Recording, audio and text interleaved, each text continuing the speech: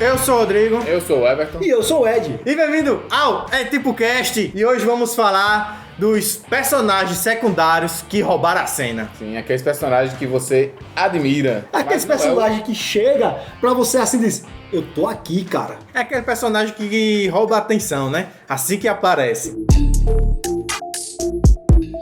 O que me motivou a fazer essa lista foi o Gojo. Cara, coitado do Itadori, porque ele é o protagonista, mas ninguém quer saber dele, só quer saber do Gojo. Não, quem assiste e não sabe, assim, se botar o anime pra colocar ali, vai assistir, não vai saber nem que o protagonista é o Itadori. Vamos pensar realmente que o protagonista é o Gojo. Porque é o cara, velho. Porque ele é o cara, ele é forte, ele tem a pinta de galã ali, ó, todo... Eu sou o cara e vamos chegar.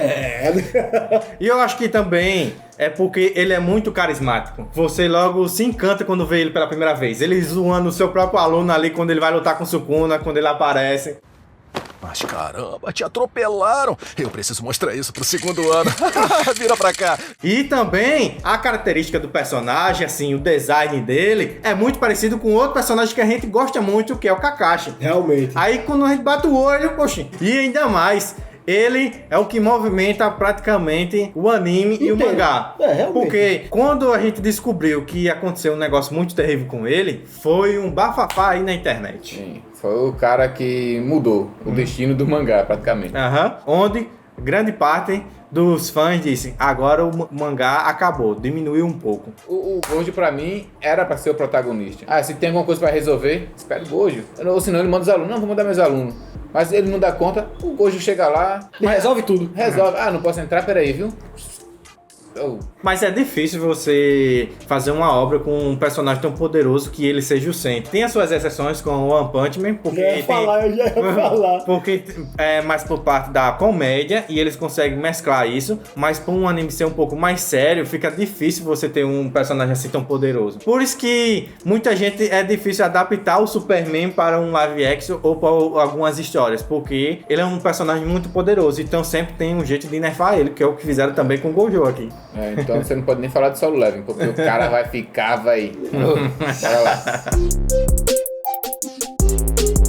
Seguindo esse mesmo raciocínio, a gente encontra um personagem bastante poderoso, ou foi bastante poderoso ali em Boku no Hero. Se você tá dizendo foi, então aconteceu alguma coisa com ele. Ele perdeu seus poderes. O All Might. All Might. Pra mim, velho, não tem comparação. Ele rouba a cena por quê? Porque todos estavam esperando uma luta dele. Todos estavam esperando como é que ele vai lutar, como é que ele luta, qual é o poder dele. E quando você vê que o protagonista é o Midoriya, mas quando ele luta com aquele... O All Might luta contra o... One for All. One for All. Poxa, quem que não ficou ali agoniado na telinha ali? O que é que ele vai fazer? Que luta foi aquela, meu?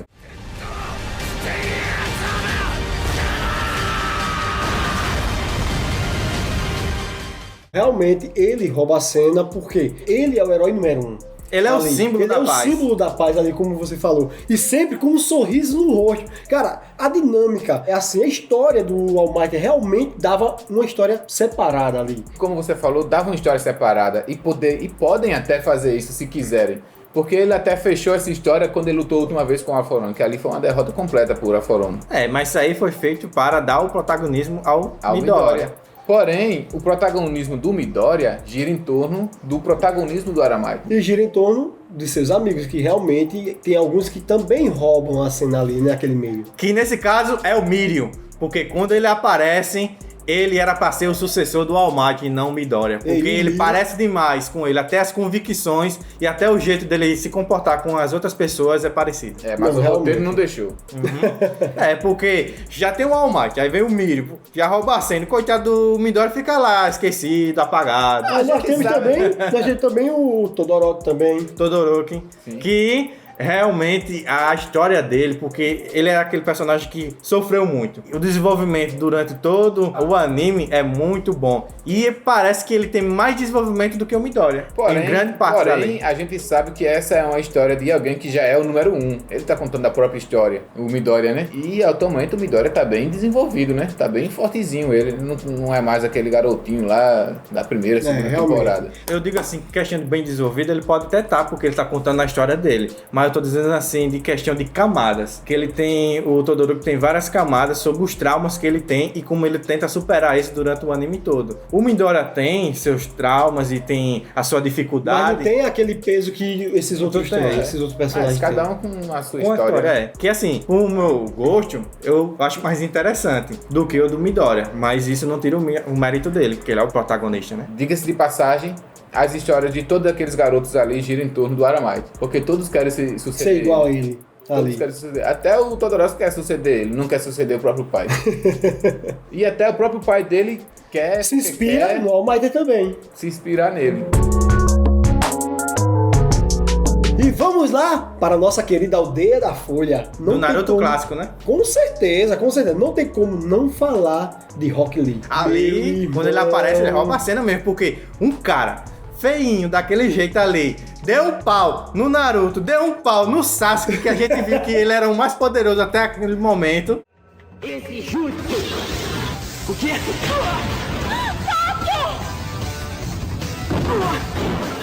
Quero prodígio ali, né? Muito bom. E depois, quando a gente vê o esforço que ele teve para ele se tornar o que ele é ali, Ali merecia, menino, ali merecia. Não tem nem condições. Porque você vê a história dele. Não é nem por ele ser tão forte agora no momento. É também, mas você vê a história dele em si, o esforço que ele sempre teve para superar cada vez mais a sua deficiência, a sua dificuldade, porque ele não sabe ninjutsu, ele não sabe genjutsu. O cara só é taijutsu, meu irmão. E o pior taijutsu que tinha. Né? Que até o Guy fala mesmo ali dos piores taijutsu. Você devia ver ele no taijutsu, é um dos piores que eu já vi. E nós vemos ele no clássico assim, cara, você vê uma evolução extrema. Não é uma evolução de tantinho assim, é uma evolução, realmente a evolução que você tem do corpo, você tem da mente, você tem do que ele acha que é certo ali. Porque ele inspira no Guy. O Guy é praticamente um pai pra ele ali. E a convicção dele é muito forte e isso transcende a tela, porque você fica motivado junto com ele. E quando a gente vemos lá a derrota dele contra o Gaara, dá aquele malzinho no coração, mas a gente sabe que ali é só um obstáculo pra ele tentar superar. E ainda mais todo mundo disse que isso aí foi um roubo de roteiro, por ele ter perdido ali naquele momento para o Gaara. Mas eu digo que não, porque o Gaara estava escondendo coisas. Então, Tudo que o mantém de pé é o poder de sua vontade. Você já provou. Você é um grande ninja. No nível que o Lee tava ali, com certeza ele não iria ganhar. Porque tinha o Shukaku. O Shukaku é forte, poderoso pra caramba. Só o Naruto mesmo pra fazer aquilo que ele fez ali mesmo. Na verdade tem que ser dita. e eu acho um pecado uma certa pessoa participar de um canal de anime e nunca ter assistido Naruto. Eu também. Eu já assisti os primeiros episódios. 2, né, eu acho. Não, a gente fez uma saga aqui que a gente acho que falou acho que uns 10 episódios. Foi isso aí. E se você quer que a gente continue essa saga aí pra convencer ele a assistir o resto, tem que deixar aqui nos comentários, viu? E o meu próximo, assim, personagem que rouba muito a cena, que quando ele aparece pela primeira vez, a gente pensa até que ele é um vilão, mas ele faz parte dos mocinhos, que é o Zaraki Kenpachi. Esse é o bicho solto, velho. O cara lá, quando ele vai lutar pela primeira vez com o protagonista, a gente vê que ele é forte por causa que ele nivela o seu nível de poder junto com o seu oponente. Se o seu oponente tiver um nível, ele vai ficar do mesmo nível. Se o oponente aumentar, ele vai aumentar também, pra ter aquela prazer de lutar com o oponente. Ele é praticamente um Goku da vida, que começa com um nível baixo, né? Não, vou lutar na minha forma base ali. Pra depois ser... Porque a gente sabe que realmente, né? É mais forte, né? E o Zaraki, ele ama de paixão batalhar, lutar, guerrilhar. O filho da mãe o bicho é louco, velho. E isso que é interessante nele, por isso que ele rouba muito a cena, porque se ele é tão forte assim, usando só o básico de poder, e quando ele aumentar ainda mais, e quando a gente tentar também descobrir qual é a Bankai dele, porque ainda o anime está seguindo aí e a gente está muito ansioso para descobrir a Bankai do dele, cara. Porque ele é daquele jeito, sem a Bankai, imagina com a Bankai vai destruir o Serentei lá. E é muito bom isso aí também dele, que assim, ele tá lutando com o cara e ele luta só com uma mão com a espada. Aí tem um dos Aranka lá que ele luta, que ele tá meio sofrendo na luta. Aí quando ele chega um momento, ele usa 2 mãos na espada, aí ele começa a ter vantagem. Ele diz, eu fico mais forte com 2 mãos. Isso aí não. Não, porque ele... Olha, senhor, velho. É muito bom, velho. Esse cara é da hora. E esse jeito louco dele é muito bom. E nessa questão de poder dele nivelar, o Ichigo, na primeira luta que ele luta, ganha dele por causa disso. Porque o Ichigo tira o poder do protagonismo lá e aumenta o nível dele tão rápido que ele não consegue equiparar. E ele acaba perdendo. Porque, sabe, né? Protagonismo é assim mesmo. E ainda mais em Bleach, porque o Ichigo é tudo. Ele é Quinch, ele é Arrancar, ele é Shinigami. Ele é o Avatar. E assim como Naruto, eu também não assisti. Rapaz, a Trindade, velho, ele nunca assistiu, velho. Tá vendo um negócio desse, né? Senhor. E o próximo personagem que pra mim também roubou a cena, ele vai. Attack on Titan. Chegou a ser do grupo do protagonista lá por bastante tempo, mas pra mim é um carinha que roubou a cena. O cara chegou e a gente viu que ele era um dos melhores. É o melhor, né? Praticamente então, tá ali tudo. Praticamente. Quando o cara fez ali sua apresentação pra nós, aquela primeira entrada dele ali, a gente vê, poxa, esse aí é topado. Esse aí sabe o que tá fazendo. Enquanto a gente tá vendo um protagonismo meia boca ali, um protagonista fraco, os amigos dele também fracos, aprendendo ainda, a gente tá vendo ali que o cara manja do que tá fazendo. Então, pra mim, e ele é decisivo no que ele quer. E ainda mais no futuro a gente descobrir o motivo dele ser tão forte, né? Com certeza, de uma família lá, bem interessante por sinal. Aí a gente vê que o cara realmente poderia ser um protagonista. Ele rouba a cena, ele tem uma história legal, porque a gente vê um certo ponto da história dele, como ele foi criado, como ele ainda treinou, teve a sua participação ali. Então, a gente cativa. A gente olha assim, o cara é às vezes o cara pensa, rapaz, o cara é muito bruto, o cara, olha, repara mesmo. Mas ok, você tem que ver a história por trás ali também. Então, a história do Levi é... né? Topada demais. Que o cara foi criado de um jeito totalmente diferente. O cara praticamente batia as carteiras ali nas ruas quando era criança. E outra, ele era um dos melhores batedores de carteira também. Tudo que ele faz é ele bom. era bom. Por isso, cara, pra mim, roubou a cena ali em Attack on Titan. Principalmente quando a gente vê o ápice dele lutando contra o Titã Macaco. É o Titã Bestial. É o macacão lá, ele vai lá atrás do macacão quando ele tem a sua única oportunidade. E mesmo não vencendo, é uma cena esplêndida.